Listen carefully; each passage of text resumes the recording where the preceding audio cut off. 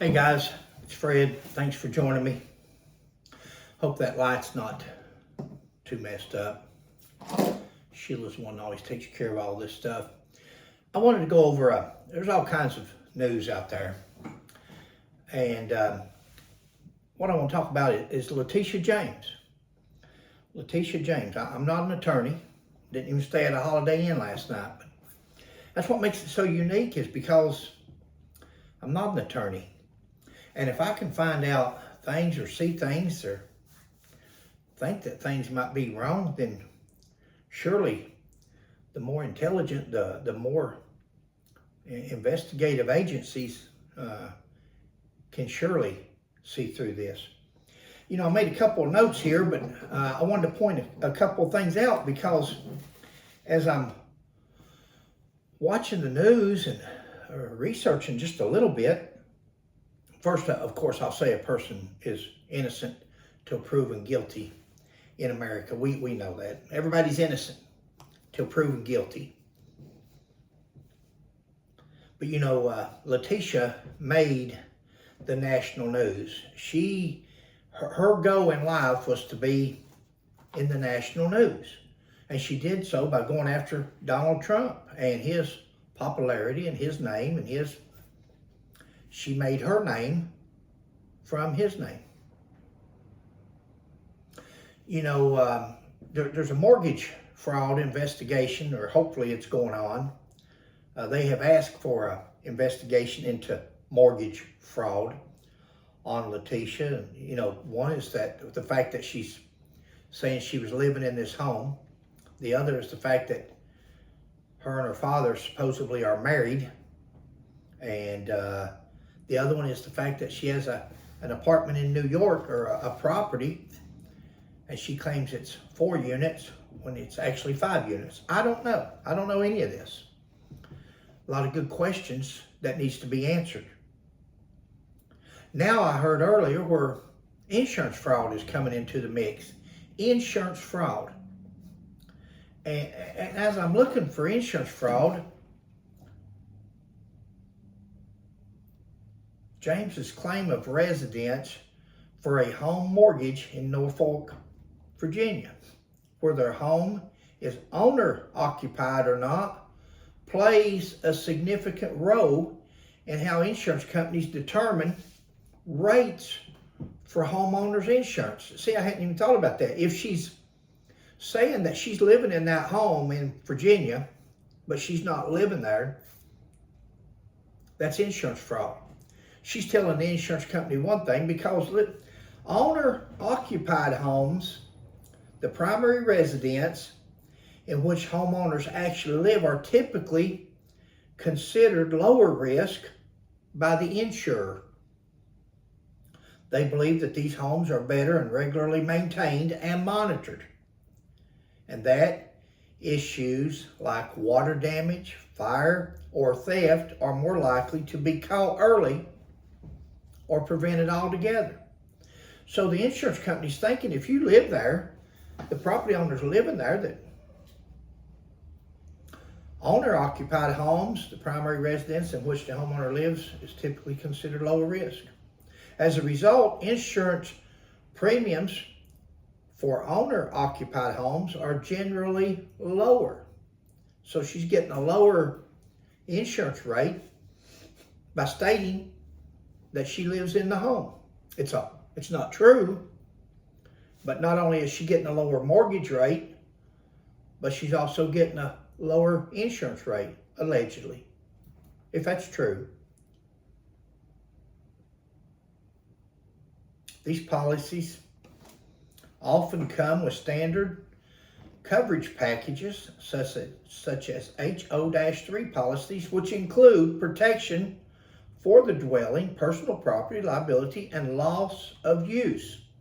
In contrast, non-owner occupied homes, such as rental properties, vacation homes, or vacant houses, pose a higher risk and usually come with higher premiums.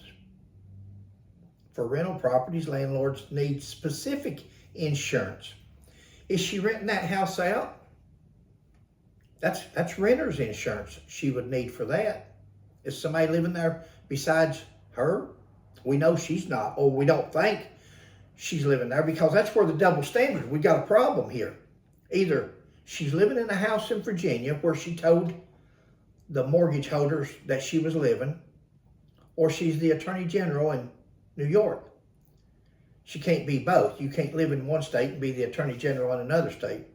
You can't be living in Virginia and living in New York. Since tenants may not maintain the property as carefully as a homeowner would, the risk of damages increase, leading to more expensive coverage. Makes sense. Makes sense.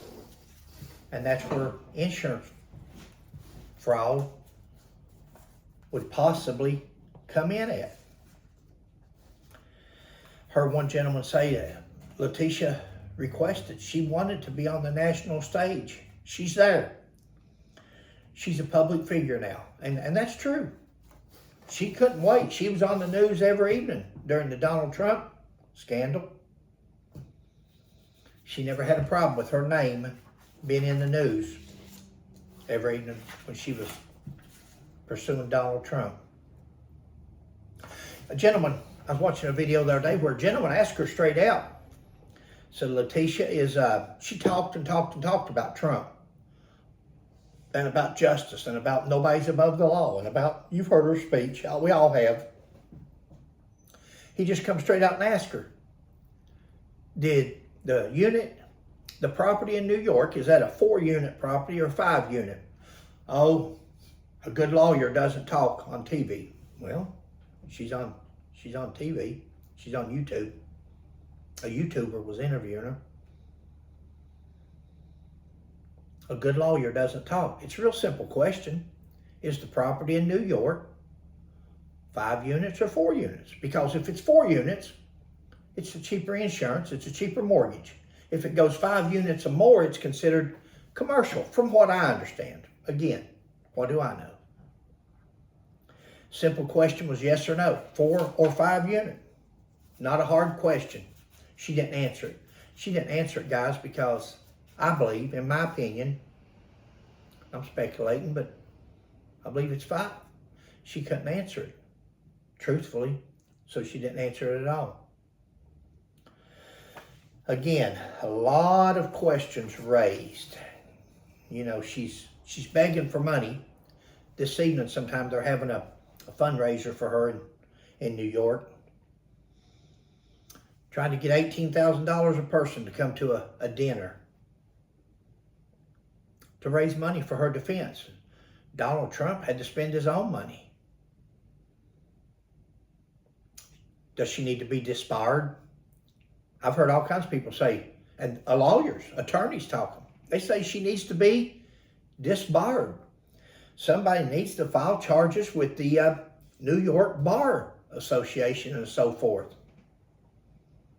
Needs to be charged criminally. Well, they have sent the referral over to Pam Bondi, and she'll send it on to Cash Patel. They'll investigate it. Let's see what happens. I made some notes here. I was listening to her speech, and I just wrote down some stuff, but we're going to change Donald Trump's name to hers. We can't go another day without fundamental rights. Yes, we need to concentrate on Letitia James and her abuses. We need to follow her money.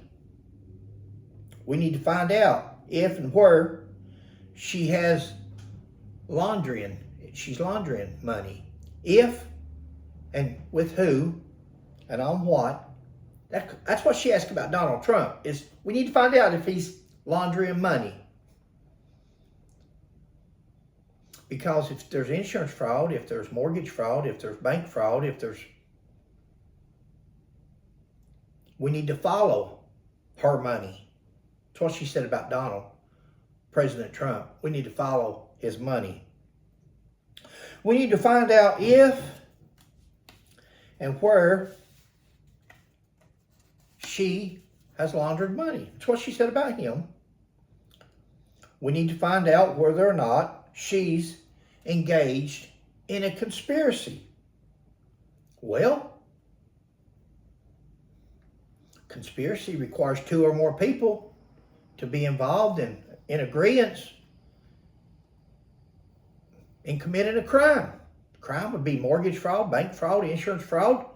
If her dad signed as her husband, I'm not a lawyer, just thinking. I was a police officer for 40 years, but if her father knowingly, intentionally signed that paper with her at the mortgage office of the bank, stating he's her husband, that would be a conspiracy. That's 2 people that's conspired with each other to father and daughter, husband and wife.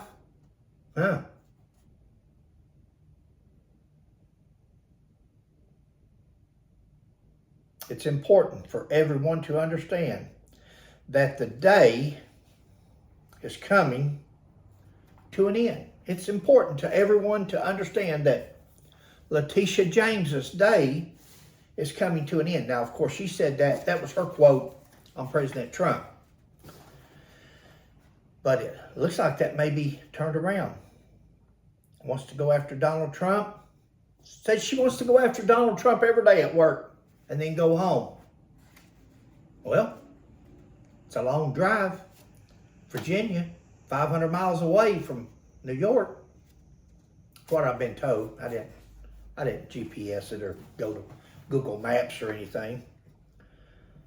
According to the news and documents, her home is in Virginia. How could that be? Why has no one asked the New York Bar to investigate? Why has no one filed a complaint with the New York Bar Association and disbar her if these allegations are true? That's all they are as of right now, is allegations. I'm sure that the Cash Patel will get to the bottom of it. Mortgage fraud, insurance fraud, possible. I heard one person say possible tax fraud, because if you're paying on something and you're getting a lower rate and it all blends in together. What else is there? What else is to come? What else is to come when they start talking to other people that knows her, or once she's out of that position of authority where they don't fear her or repercussions from her? Who else is going to talk? What else does other people in her office or familiar with her know? We'll leave it up to Pam Bondi and Cash Patel. Guys, this is going to be that's all I've got on this video. I just thought it was interesting. Everybody and their uncles commenting on Letitia. And I know when all that was going on with President Trump, it irked me as a law enforcement officer to see somebody, and it wasn't hard to tell that it was just railroad. Made laws, twisted laws, prosecuted laws that had never been prosecuted on the books so far back, but that's good. That's good, because exactly the same thing that she accused President Trump of is what some of the allegations against her are now. So if that is true, that they could go back, I seen where one of these cases was from 1983, and somebody said, well, the time of limitation is over. Well, from what I can remember, the time of limitation on President Trump's, some of his business dealings was over. It was out of range. But she managed to have it brought back into range so she could prosecute under that. So that's probably a good thing now, because now that set a precedence for this case for her. They can use her own law that she fought and she had changed, or to maybe bring some of her. It's interesting. It's sad. It's sad that we've got a country here to run that we've got a government, that we've got veterans out of homes, we've got people out of homes, elderly that's mistreated, children mistreated, and we're fooling around with politics. Her, Fonnie Willis's father was in court when she was there. What's his name? Alvin Bragg? Alvin Bragg. Same way. Where does it stop? Is this the way it's going to be? Or is ever, you know, there's a difference in Letitia James's case and what they were trying to prove on President Trump. Letitia James's case is in black and white. It's there. Either you signed where it said your father's your husband, either you signed where it said it's 4 units instead of 5, either you signed whether you lived in Virginia or you didn't. Either you signed, that's your signature, or it's not. Or you signed a power of attorney for somebody else to sign that for you. It doesn't matter, same difference. If you signed a power of attorney, you've signed the paper. Now, there's a difference in that and where there's victims, because these victims, these banks, these mortgage companies, these insurance companies, they've taken a loss. They've actually lost money because if she's not living there, insurance would be higher. If she wasn't married to her dad, the mortgage rate would be higher. If it was a 5 unit instead of 4, it would be classified as commercial and it would be higher.